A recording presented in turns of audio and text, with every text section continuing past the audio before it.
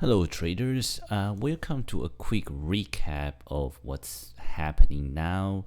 Ever since my last video post the ECB conference. Now, once again, I didn't really have time to type out the article, so just give you a quick recap before the non-farm payroll, which is about to come in around 3 hours. So basically, let me pull the calendar first. Just give me 1 second. So after the ECB meeting, really wasn't much going on for the market, after the ECB conference. And we did have few datas, but none of them are tier 1 datas. We also had a manufactured production from UK, which was negative than previous and the expected. Really, basically, every time ahead of the non-farm payroll, most likely market is very quiet. Things will start picking up, I think, about an hour and a half, or even sometimes shorter, like only 20 minutes before the release. So, few notable things. First, of course, is the US dollar. Now, right now, pretty much next week is the Federal Reserve March meeting, and right now the rate hike possibility is very high. So what happened is that people are looking for today's non-farm payroll to give them the final bit of boost, because right now it's more right now basically you need more surprise for Fed to not hike the rate. So that means today's non-farm payroll has to be a biggest disappointment for Fed to not hike interest rate next week. Otherwise, most likely the possibility of rate hike is very, very high, and that's why you are seeing a lot of dollar strength right now. So, basically the headline, what people are looking at is the average hourly earning, because again, wages are really the element to push inflation higher. So back then the non-farm payroll change, it's everything is positive. Really, you don't really have a big surprise, and especially this Wednesday's ADP non-farm employment change was already a positive surprise. So really, for this number, even if we have a miss, you see the expectation that is 200K is less than 227. Even if you have something that's lower than that, it shouldn't cost too much selling into US dollar. However, what people are looking at is the average hourly earning, because last time it was kind of disappointed. You only have 0.3 at 0.1, and the forecast was 0.3. So this time we expect 0.3, but honestly, if you have anything better than last time, it's good enough for Fed to maybe go ahead with the interest rate hike. So that's what the general consumption is. For Canadian dollar, not a whole lot of positivity right now, mainly because of the oil market. Now, oil market yesterday closed below 50, and that's quite significant because last time we closed below 50 was December last year. So if you go to WTI, we are really close below 50 yesterday. So this is not looking well. On top of that, you have the Saudi Arabia minister basically saying that on a private meeting, they said to the U.S. shale producer that there is no guarantee for OPEC to extend the supply cut. And they keep emphasizing that there's no free ride for the U.S. shale producers. So as I mentioned before, the whole reason for OPEC members to cut oil supply is for the oil price to go up, and they were hoping that non-OPEC member can comply with them. However, that's not the case. That was not the case because the U.S. shale producer did not cooperate. On the contrary, they actually took the advantage of OPEC member. Basically, they pump up more oil when OPEC was cutting. So finally, basically, OPEC was keep saying there's no free ride, and that makes sense. It doesn't make sense for them to keep cutting and losing money only for U.S. shale producers to make money. So eventually, they are going to stop it. And what's worse is that they might resume their previous tactic, which is they're trying to purposely pump out more oil to basically collapse the oil price and to drive out competitors. So we don't know what's going to happen in the oil market. But as I keep mentioning before, that whenever you have this kind of artificial curb or artificial boost, it can work, but it's much easier to control if the entity is within one individuals. That means if you have, U.S. Federal Reserve trying to devalue U.S. currency by printing more money, it's doable. What they have been done before, but it's easier to be done because it's controlled by one entity, which is Federal Reserve. Same thing applied to Bank of Japan. Same thing applied to Swiss National Bank. In OPEC case, it's harder to really implement it in a long-term perspective because you have to have all the members agree, and in this case, you also have to have all the non-members agree. And it's just a human nature, or if you know the game theory, it's just the nature to cheat. So it's really hard to see these things sustain in the long term. So that's why the only really long-term effect for the oil price to climb up is if we have a higher demand. And unfortunately, that was not the case back then because the global economy had slowed down. But this year, things we did have seems to have a fiscal boost from the US.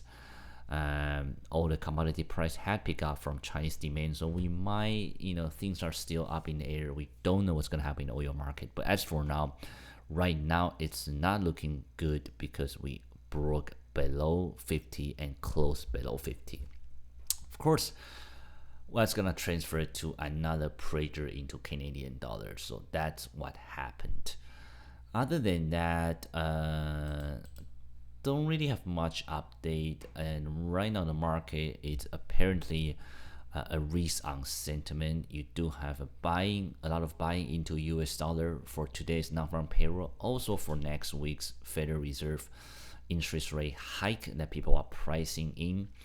If you're looking at US bond yield, everything goes up, and even if you look at commodity currencies such as New Zealand dollar and Australian dollar, also was very well supported.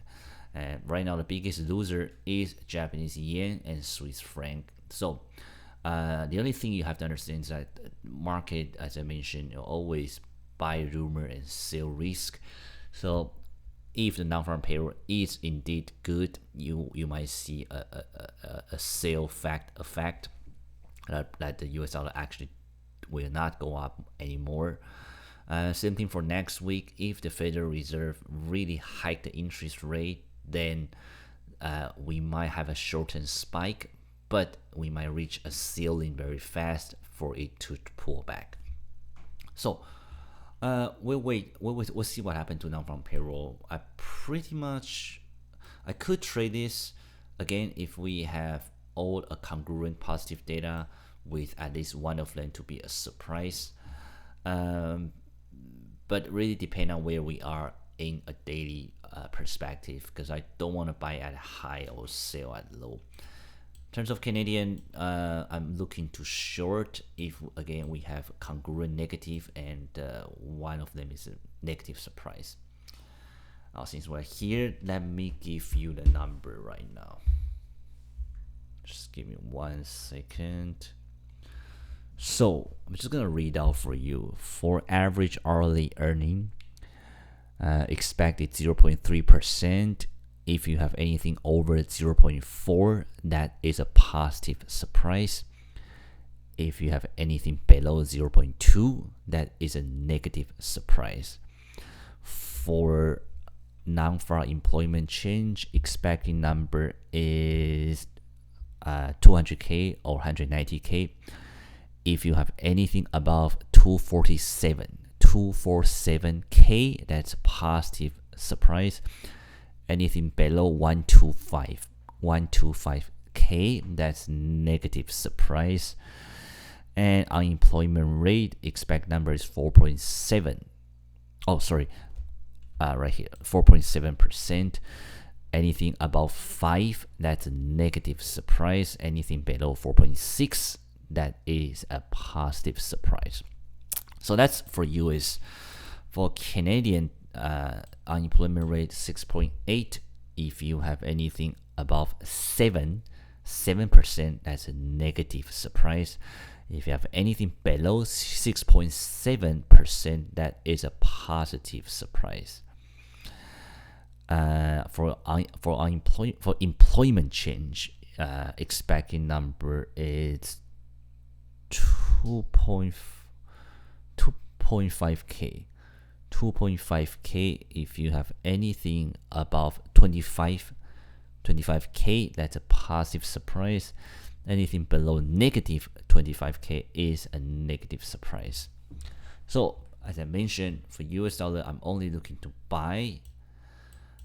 For Canadian dollar, I'm looking to short. But in all honesty, if you had a negative surprise for US dollar, you can still sell dollar, but just knowing you only aiming for about 30 to 50 pips to wrap it up, because you are going against the fundamental. And the pair I'm gonna choose is Aussie dollar long if we have a negative surprise.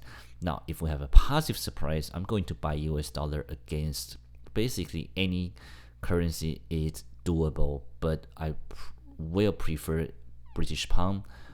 I will prefer Japanese yen, but it really depends on where we are level wise. For Canadian dollar, if we have a positive surprise, you can buy CAD against New Zealand dollar, or you can buy CAD against yen or Swiss franc, just because the market is in the risk on sentiment right now. If you have a negative surprise, obviously you can buy dollar CAD, but because dollar data also coming out at the same time, I will try to avoid that. So what you can do is you can buy Euro CAD, because Euro does have a pretty good sentiment from ECB right now. So you can buy Euro CAD upon a negative surprise of CAD. If you have a positive surprise for Canadian dollar, again, you can sell New Zealand CAD, or you can buy CAD yen. So again, I didn't really take any trade other than my last ECB trade. All my current swing trade is still in play. Euro dollar, we sort of edge higher to again give us a drawdown. We got in with this candle. It's been 1, 2, 3, 4, 5, 6, 7, 8 days already. Really, we're still below this 50 moving average. So we'll see what happened. And the only reason is because Euro is quite strong after the ECB conference. But next week is the Dutch election and the FOMC meeting. So I do think we might have another fresh new Euro bear sentiment. Dollar yen touch 115, which is a good thing, but we still haven't able to close it. So I'm really looking forward. Today, Friday, if today we have a market close and this thing can close above 115, that is a very strong sign. Then we might have some pullback next Monday, but really expect things to keep going higher until the Federal Reserve meeting. But that's of course only if we have a pretty positive non-farm payroll today. And this is looking good, but we just don't know how large this buying rumor sale effect will come. Dollar Swiss also goes up, but of course not as much as US dollar, because not as much as dollar yen, because Swiss franc is way stronger than Japanese yen. Another thing we have is Aussie Swiss and Aussie yen. Aussie Swiss, we are at this drawdown right now. Basically, we broke below our enter at 76.50, and really huge drop, but now we sort of climbing up again. We'll see what happened. For Aussie yen, it's much better because we got in at 86. Right now, we seems to be working out well. So, and if you're looking at the chart itself, it's just a much better uptrend in Aussie Swiss versus in Aussie yen versus Aussie Swiss, which is more of a choppy movement. And cable is another trade we are still in. It does look like the seller is losing momentum at a critical area 1.2150. So we most likely will have a sort of retracement, or sometimes it will just huge drop again. But fundamentally speaking, the trade is still looking well for these two currencies. So that's pretty much what I have. That's my current trade. Again, I'm only looking to do those trades. But let me take a look at 828 pairs. So Euro Pound, we continue to edge higher. Now back then I was in this trade, as I mentioned, from ECB, didn't really do anything about it, and reason is because not sure how high it's gonna go, and right now we keep going higher, which is not bad, but we're really approaching 87.50, which is a strong resistance area.